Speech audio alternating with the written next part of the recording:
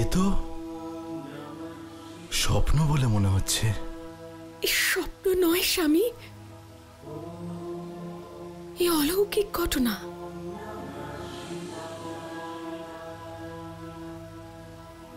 এ তো দেবাদিদেব মহাদেবের 10 রুদ্র অবতার।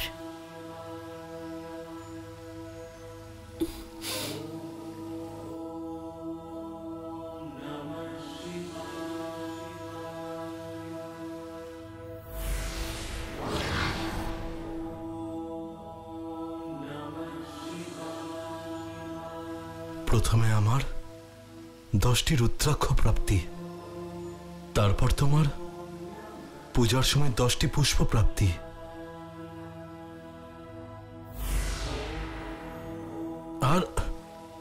আর শেষে 10টি প্রদীপের একসাথে প্রজ্বলিত হওয়া।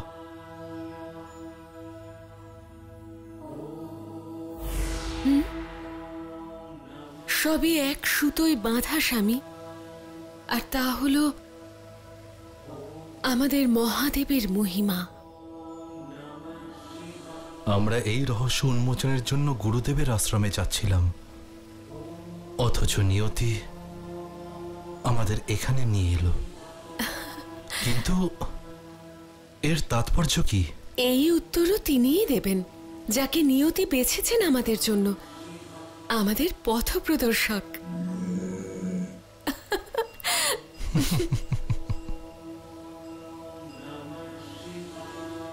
এখানে রয়েছেন মহাদেবের অবতার, আর আমাদের এখানে নিয়ে এসেছেন যিনি, তিনি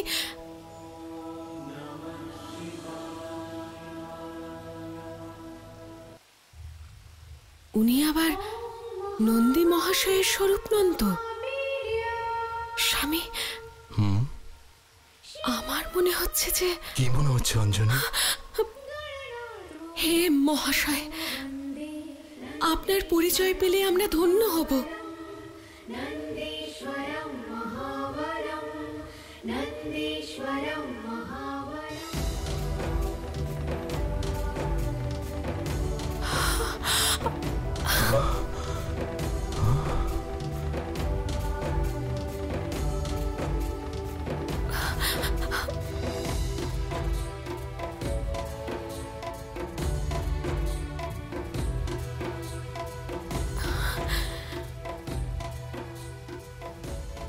হে নন্দীশ্বর, আপনার দর্শন পেয়ে আমরা কৃতার্থ।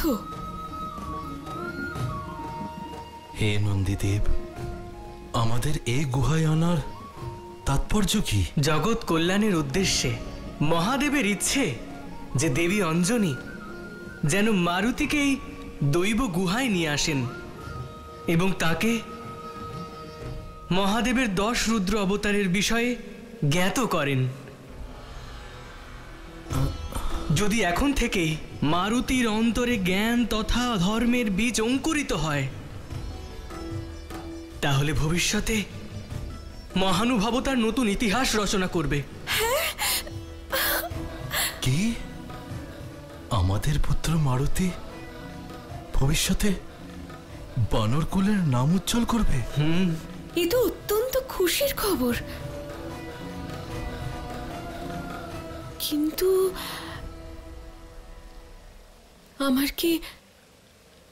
আমার কি এত যোগ্যতা আছে? মহাদেবের অবতারের রূপ বর্ণনা, তার জন্য তো অসম্ভব জ্ঞানের প্রয়োজন, আর আমার জ্ঞান তো সীমিত মাত্র। বরং কোনো জ্ঞানী ঋষিমুনি এই কার্যের জন্য যোগ্য। মাতার সমতুল্য না কোনো ছায়া, না কোনো আশ্রয় আছে।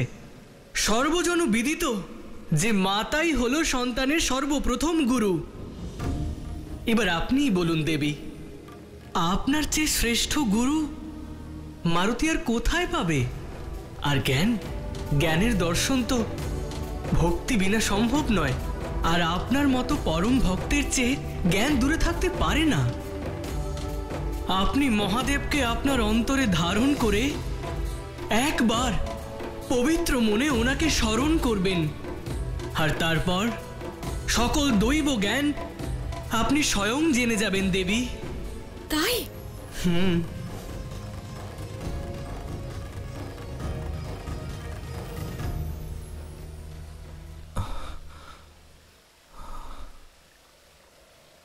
হর হর মহাদেব! হে পরমেশ্বর রুদ্র অবতার, কৃপা করে আমাকে আপনার দৈব জ্ঞানে সমৃদ্ধ করুন প্রভু, যাতে আমি আমার মারুতিকে ভবিষ্যতের জন্য গড়ে তুলতে পারি।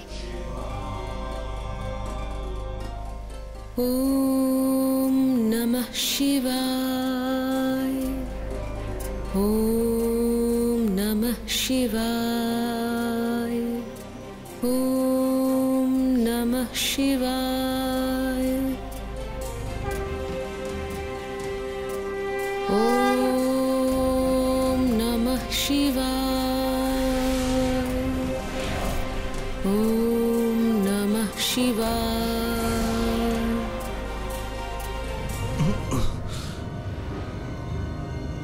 ওম নমঃ শিবায়।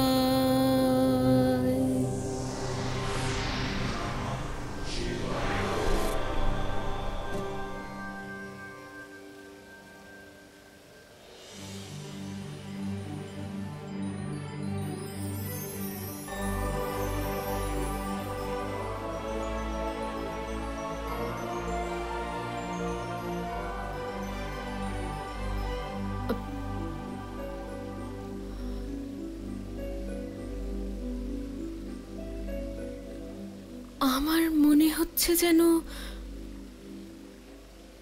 অন্তরাত্মা শান্ত হয়ে গেছে, আর মনে কোনো প্রশ্নও নেই। এই হলো জ্ঞানের শক্তি দেবী। যখন সব প্রশ্ন সমাপ্ত হয়ে যায় তখন চিত্ত শান্ত হয়ে যায়। সবই মহাদেবের কৃপা। হর হর মহাদেব। হর হর মহাদেব।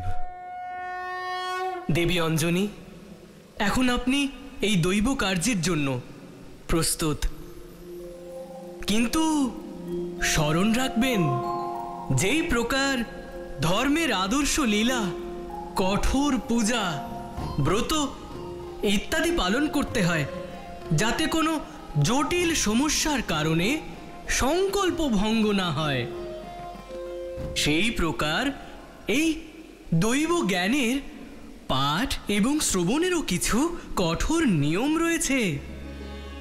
আপনাকে সূর্যোদয়ের প্রথম কিরণের সাথে সাথেই এই দৈব গাথার শুভারম্ভ করতে হবে, তথা সূর্যাস্তের সাথে সাথেই এর সমাপ্তিও করতে হবে। পাঠের মুহূর্তে আপনাকে এবং মারুতিকেও উপবাস করে থাকতে হবে। আর দেবী, আরও এক বিশেষ কার্য সম্পন্ন করতে হবে। প্রত্যেক গাথার অন্তিমে আপনি মারুতিকে একটি করে প্রশ্ন করবেন যে সেই গাথা থেকে মারুতি কি শিক্ষা অর্জন করলো। যথা আজ্ঞা নন্দীশ্বর, আমি প্রস্তুত।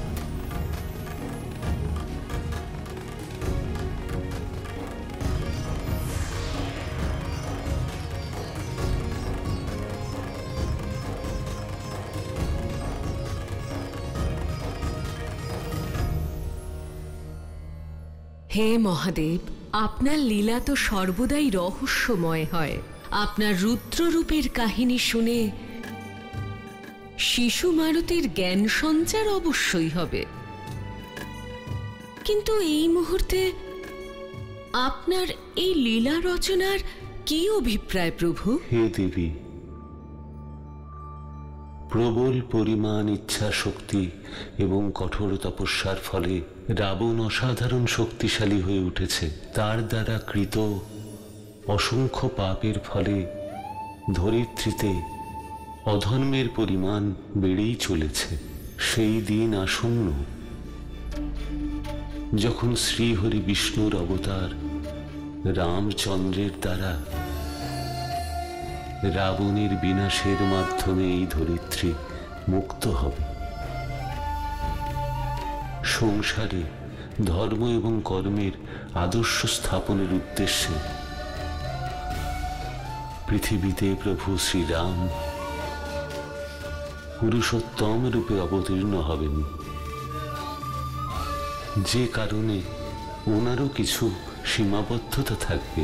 এই অবস্থায় আমাদের মারুতিকে সর্বদিক থেকে সুদৃঢ় এবং সমৃদ্ধ করতে হবে, কারণ তাকে সদা সর্বদা রাম ভক্তদের রক্ষা করে যেতে হবে। সময় আসন্ন যখন মারুতি পরম কল্যাণকারী একাদশমুখী সিদ্ধ রূপ প্রাপ্ত হবে। কিন্তু প্রত্যেক কাহিনী শেষ হয়ে যাওয়ার পর সে কাহিনী থেকে কি শিখলো তা জানার কি তাৎপর্য প্রভু? হে দেবী, আমার মারুতি অবতার সংসারে সকল দিক থেকে অনুকরণীয়। সেই কারণেই মারুতিকেও আর সকল সাধারণ মানুষের ন্যায় প্রতি পদক্ষেপে প্রমাণ করতে হবে যে সে এই দৈব জ্ঞানের যোগ্য কিনা। মারুতি কোনো জন্মজাত অলৌকিক শিশু নয়, বরং নিজের কর্ম এবং শুদ্ধ চিন্তার ফল। তাই সে দৈবত্ব পেয়েছে। এই কথা প্রত্যেক মনুষ্যের জন্য প্রযোজ্য দেবী। যে কেউ তার তপস্যা আর পরিশ্রমের ফলে লক্ষ্যে পৌঁছতে পারে দেবী। আমার রুদ্ররূপের কাহিনী শোনা এবং তার গূঢ় অর্থ বোঝা শিশু মারুতির পক্ষে মোটেও সরল হবে না দেবী। তাই এর মাধ্যমে মারুতির বুদ্ধিমত্তা এবং চতুরতার পরীক্ষাও হবে। আর যদি সেই সবকিছুর অর্থ বুঝতে পারে, তাহলে এটাই প্রমাণিত হবে যে সে তার দৈব কর্তব্যের প্রতি কিছু পথ আরো অগ্রসর হয়েছে। তা হল প্রভু শ্রীরামচন্দ্রের সেবা। আর যদি সেই সবকিছুর অর্থ বুঝতে পারে, তাহলে এটাই প্রমাণিত হবে যে সে তার দৈব কর্তব্যের প্রতি কিছু পথ আরো অগ্রসর হয়েছে। তা হল প্রভু শ্রীরামচন্দ্রের সেবা।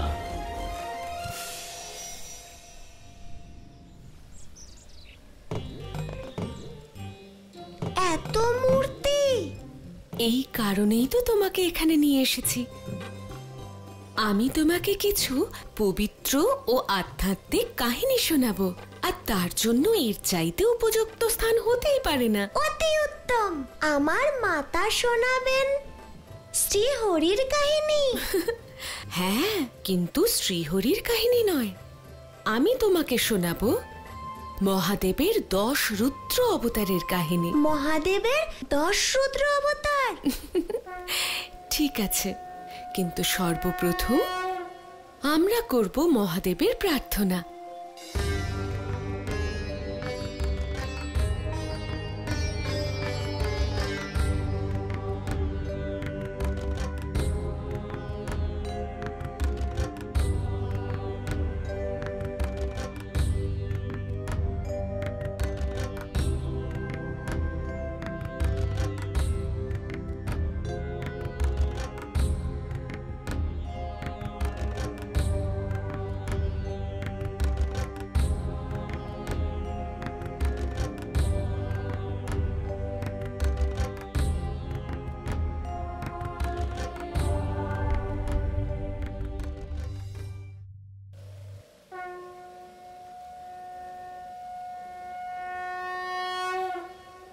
কাহিনী শুরু করা যাক। মারুতি, আমি তোমায় প্রথম রুদ্র অবতারের কাহিনী শোনাচ্ছি, যার নাম নন্দী অবতার।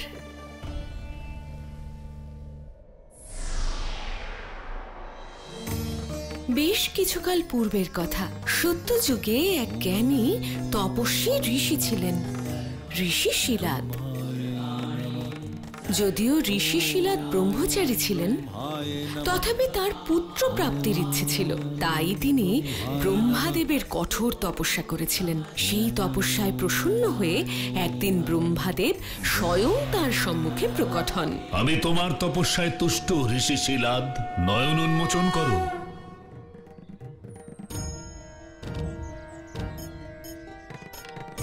প্রণাম প্রভু। মুনিবর, বলো তোমার মনের ইচ্ছা কি? প্রভু, আমি পুত্রলাভ প্রার্থনা করি, এমন পুত্র সে যেন মৃত্যুঞ্জয় হয়। মুনিবর, তোমার সমতুল্য আমিও বিধির বিধানে আবদ্ধ। তুমি যা চাইছো তা পূর্ণ করা আমার সামর্থ্যের বাইরে। অন্য কোনো বর প্রার্থনা করো। নিরাশ হইও না মুনিবর, যদি তোমার এই বরই প্রার্থনা তাহলে মহাদেবের তপস্যা করো। তারপর কি হলো মাতা? আপনি কেন থেমে গেলেন মাতা? আরে আমি শ্বাসও নেব না। এরপর ব্রহ্মাদেবের আদেশ অনুসারে ঋষি শিলাদ মৃত্যুঞ্জয় পুত্রের আশায় মহাদেবের আরাধনা করতে শুরু করেন। ওম নমঃ শিবায়, ওম নমঃ শিবায়, ওম নমঃ শিবায়। বর্ষ অতিক্রান্ত হল, কিন্তু মহাদেব প্রকট হলেন না। তথাপি শিলাদের ধ্যানে কোনো রকম পরিবর্তন হলো না। তার তপস্যা নিরন্তর চলতে থাকলো। এই কারণে পরম স্নেহময়ী মাতা পার্বতী ঋষি শিলাদের পরিস্থিতিতে চিন্তিত হলেন। হে আশুতোষ, আপনি কবে থেকে এত কঠোর হলেন? ঋষি শিলাদের কঠোর প্রার্থনা আপনি কি শুনতে পাচ্ছেন না? হে দেবী, তোমার হৃদয়ে সমগ্র জীব জাতির জন্য যে মমতা, যে স্নেহ আছে তা অদ্বিতীয়। কিন্তু যে প্রকার ধরিত্রীর গর্ভে লুকিয়ে থাকা জলের সন্ধান পেতে কূপ খনন করতে হয়, ঠিক সেইরূপ বহু কঠিন পরীক্ষায় উত্তীর্ণ হওয়ার পশ্চাতে সঠিক সময় হলে তবেই সঠিক ফল পাওয়া যায়, তাহার পূর্বে নয়, পুত্র লাভের উদ্দেশ্যে। ঋষি শিলাদ যত কঠোর তপস্যা করবেন, তিনি পুত্র প্রাপ্ত হবার পর সেই পুত্রের প্রতি তার প্রেম ও মমত্ব ততই গভীর হবে। আর তার এই আসক্তির ফলে তার পুত্রের মধ্যে উত্তম চরিত্র গঠনের পথ আরো মসৃণ হবে, যা সংসারে এক উল্লেখযোগ্য নিদর্শন হয়ে রইবে। এবার তুমি মনকে শান্ত করো দেবী, কারণ ঋষি শিলাদের তপস্যা পূর্ণ হয়েছে। ওম নমঃ শিবায়। অতঃপর ঋষি শিলাদের করুণ প্রার্থনা করুণার সাগর মহাদেব জানতে পারলেন, এবং তারপর তিনি তাঁর ভক্তের সম্মুখে প্রকট হন। নেত্র উন্মোচন করো বৎস।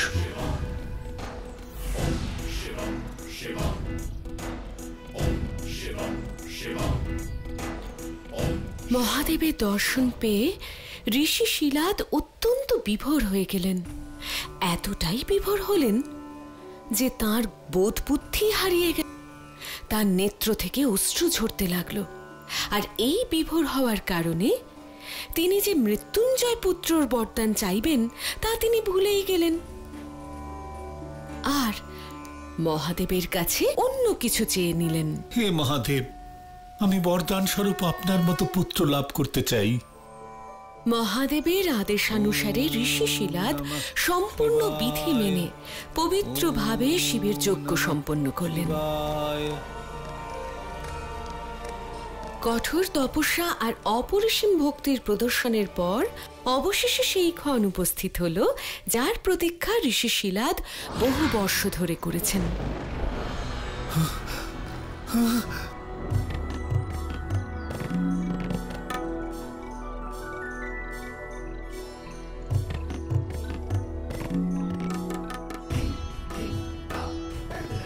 প্রণাম পিতা। হর হর মহাদেব, জয় প্রভু।